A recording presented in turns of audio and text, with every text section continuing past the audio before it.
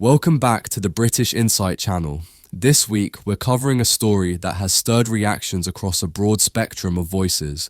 Tommy Robinson's recent prison sentencing has sparked intense responses from political activists, alternative media commentators, and even some figures from the international stage. Robinson, known for his polarizing views and activism, has once again become a focal point in public discourse. The response has been particularly vocal among alternative media sources, where many are framing his sentencing as an issue of free speech and government overreach, while others argue it's a necessary measure for maintaining social order. Despite the widespread attention this case has received, the mainstream UK political establishment has mostly remained quiet. This lack of response from high-ranking officials and traditional political leaders has not gone unnoticed, especially as social media and independent outlets continue to debate the implications of Robinson's sentencing. The muted stance from leading political figures seems to reflect an unwillingness to wade into what has become a highly charged issue. However, there has been one notable exception: Richard Tice, the deputy leader of Reform UK. In a rare move, Tice publicly voiced his dissatisfaction not only with Robinson but also with those who support him, making it clear that he stands apart from Robinson's cause. By doing so, Tice has become one of the few prominent UK leaders to take a public stance on this matter. His comments highlight the complexities of the situation, showing a willingness to address the implications of Robinson's actions even as others remain silent. In a recent and highly significant address, K.Y. Bok, the newly appointed leader of the Conservative Party, took an unexpected and bold step by publicly discussing not only the controversial figure Robinson, but also the extensive support network surrounding him. This engagement with Robinson's supporters marks a notable departure from the standard approach of mainstream political figures, who typically avoid addressing such polarizing figures or their backers directly. By venturing into this sensitive and often avoided territory, Bok is signaling a willingness to confront contentious issues head-on, setting a new tone for the political discourse around figures who stir up public debate and societal tension. Well, he pleaded guilty, so that means that he felt that he had done something wrong. And once you plead guilty, then the court process takes over. I don't think that many young people support Tommy Robinson. I'm sure that there are some who do.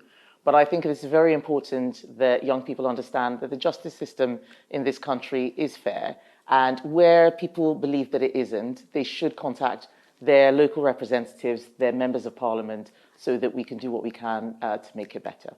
Lots of people do support Tommy Robinson. Do you think his activism is good for the UK? I'm sure lots of people support all sorts of people. We should look at what it is we're trying to achieve in society. And I believe that we want a society where there is a lot of social cohesion.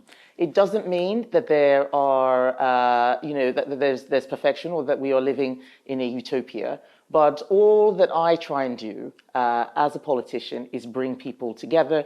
You look at some of the work I did as a minister on Inclusive Britain, making sure that people, whatever their ancestry and heritage, believe that they have a place in this country and love it rather than feel embarrassed about their history or don't have pride in their country. We want people to be patriotic and have pride. Let's revisit what K.Y. Bok shared in her ITV News interview. During the interview, Bok highlighted the significance of Robinson's guilty plea, which she views as an acknowledgement of personal responsibility and accountability.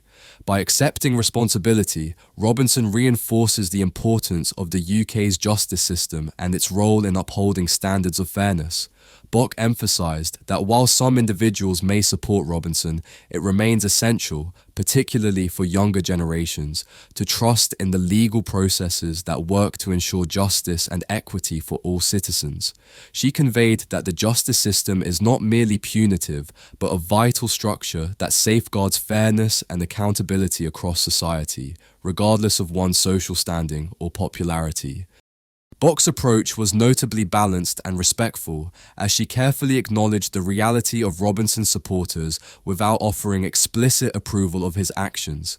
Instead, her stance appeared to advocate for unity and social cohesion, encouraging listeners to look beyond personal loyalties.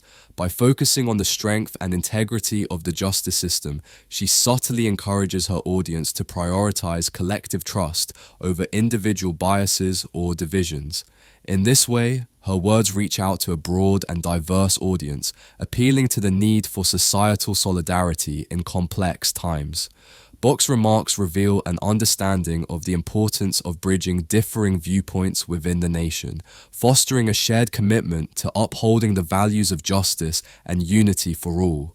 Through her thoughtful approach, she conveys a message of cohesion, underscoring the value of trust and shared purpose in supporting a fair, equitable society. K.Y. Bok's recent commentary sheds light on the delicate interplay between political allegiances and the management of public perception, particularly in the fraught atmosphere of the current British political climate. As a representative of the Conservative establishment and an ally of parties such as Reform UK, Bok navigates the complexities of this politically divisive terrain with remarkable caution.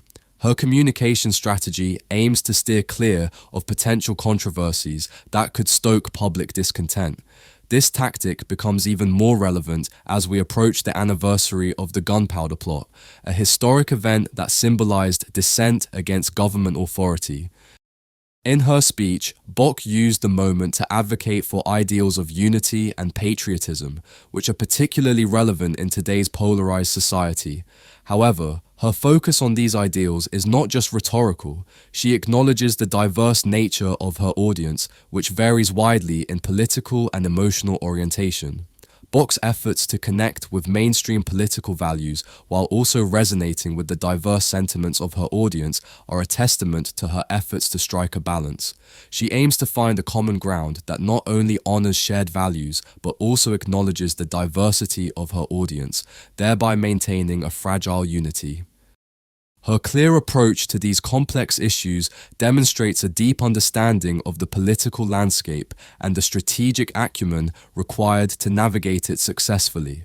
Bok's statements reflect her keen awareness of the delicate balance that leaders must strike in today's fragmented political landscape. In doing so, she seeks to foster loyalty without alienating any part of her support base, thereby minimizing the risk of deepening factional divisions. Her strategy demonstrates the complex dance of addressing differing public expectations while remaining committed to uniting the nation around common themes that resonate across different perspectives.